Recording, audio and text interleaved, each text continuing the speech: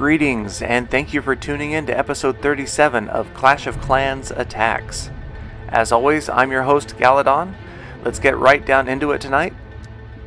And here we are going to take a look at the actual previous clan war against Daily Clashers. Lost Phoenix, as of the making of this episode, is currently battling New Zealand, and that clan war is coming to a close quickly as well. It's tough for me to keep up with all these, but we'll look back at the battle log against Daily Clashers here. Unfortunately, there was a small update from Supercell, so all of these attacks in the first half of this war, we couldn't look at the replays. We had a couple of pretty good attacks there. Taka had a 3-star that was awesome. D Reverend and I both had a 1-star at 49% that was painful. So close to that 2nd star, not quite there. Spencer, $23, had a great 2-star attack that was fun to watch, but unfortunately those are all lost forever, so we'll have to stick to what came after the small update, and we'll look at some of those today.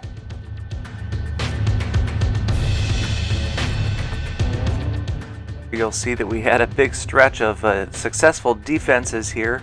A couple of our bases seem to do pretty well against our attacks, including Legit and Nightwish's bases there. That was quite a string that we had.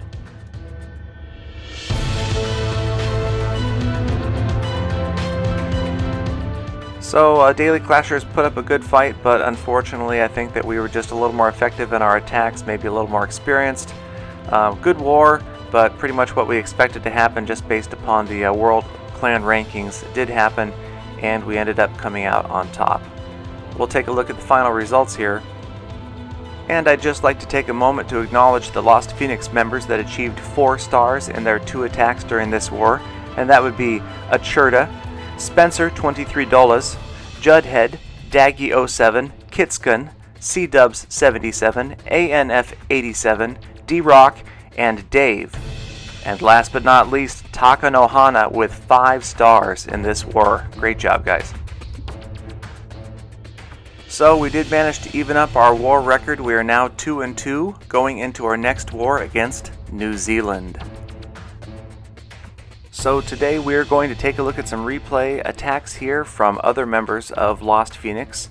The first being a well-organized attack by North Coast. And this is, like I said, a solid attack. We're going to speed it up here, watch him take out all the clan castle troops with those skeletons and the king and the queen. And he definitely would have had 3 stars in this attack, except for 2 things that happened here that changed that. One of them is coming up here pretty quickly, so you can see he's going to take out the queen, and those witches will move into back behind the golem, but nope. Giant bombs take out all the witches, and that quickly leaves that end exposed and not supported, so he's going to go ahead and drop his wizards down here to help take out the rest of the clan castle troops and start to clear those structures in that enclosure to the left. And down to the right, he's got the golem moving in there, supported by a few wizards as well. And as the attack continues, you see he drops his last golem down and then follows that by a whole bunch of wall breakers. Gonna see if they can't get to the center, and he uses a well-timed rage spell there, really like that. He got the town hall enclosure opened up really wide for all of his troops to move in there. The king is down. The queen, well, that would be the second problem with why there's no 3-star victory here. The queen does never arrive. And as you see the town hall go down here under the king and his rage spell, a few hog riders come out of a clan castle at the last minute just to help clean up. But I have a feeling that if that level 40 queen had shown her face, could have been a 3rd star, would have been close anyway. Could have utilized those rage spells for her. But either way, very good attack, and 2 more stars for the clan war from North Coast. So we will wrap this attack up here. There it is, 53%. We'll move on up the log here to an attack by D-Rock, who is going to show us how 3 stars are done. And this base was actually a little bit higher up the chain. It was slightly more upgraded. It's got fully maxed mortars, infernos, and expos. But you'll notice that both of the infernos are set to single target, which makes a traditional go wee wee type attack with lots of wizards and witches very effective, because we just can't take out multiple targets at once. And you'll see how much of a difference that makes in this attack. Now he's gone ahead and dropped all of his golems down here at once, which I think could be part of the reason he succeeds in 3 stars, so he doesn't time out. And what I really like here is the clan castle comes out of the bottom. If you watch at the top, he's going to drop a whole bunch of wall breakers, and this rage spell couldn't have been more perfectly placed. Here come the wall breakers. The rage spell is just the very right edge of it, is going to catch those wall breakers, and they're going to open the area to the town hall enclosure. And again, you can see he's been very patient here and waiting to deploy his king and his queen. Cleared a lot of structures out here, pretty much a straight path to the town hall. And when he finally does lay down the king and the queen, he lays them and they go separate directions. And actually, the queen's misbehavior here and not going for the town hall is another reason that this results in 3 stars. It would have been overkill to see her go to the center. Her archers do, but she turns to the right and starts clearing those buildings around the outside, and that's really what makes the difference here in the end. And now if we look back up at the town hall area, you see a perfect freeze spell froze the last Inferno, the last X-Bow. And if you look around right now, there are no mortar towers left. And another rage spell just perfectly catches her on the very edge of it. She's going to use that to get through several buildings there. At this point, you're at 67%, almost a minute left. Queen full health, king full health. We both know what's coming.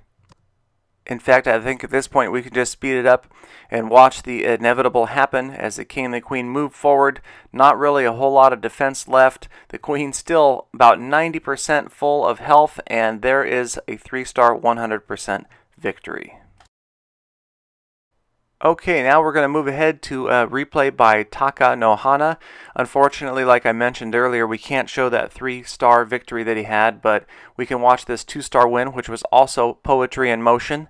I'm telling you, like a lot of Lost Phoenix members say, watching an attack by Taka is like watching an artist paint his masterpiece.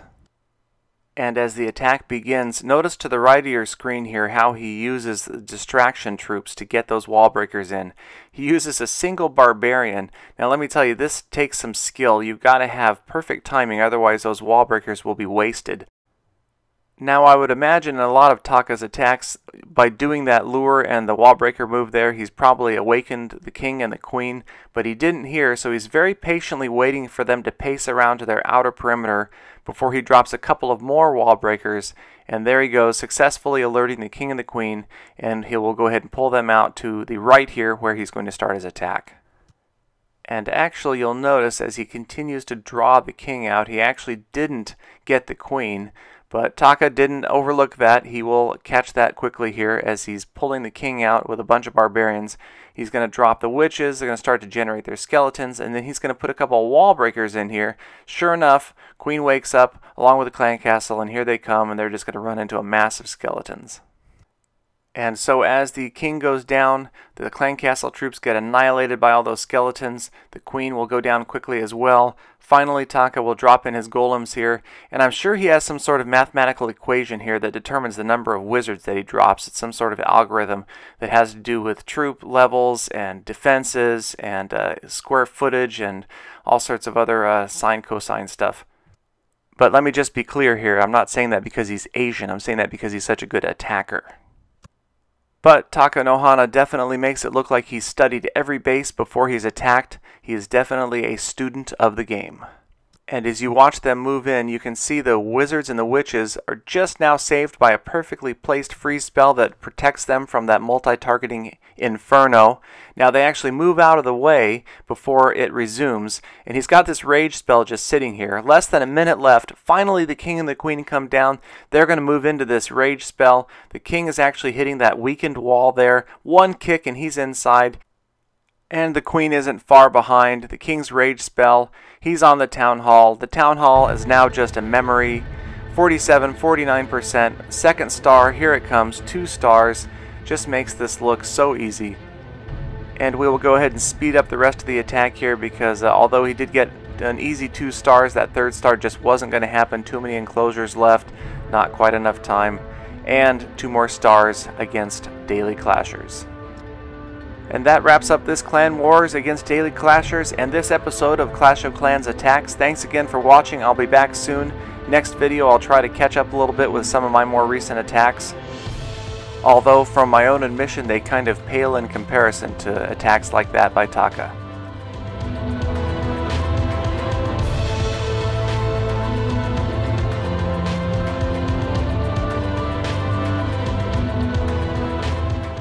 I should just use his attacks from now on and just like Photoshop my name in on top. Yeah, that's a ticket.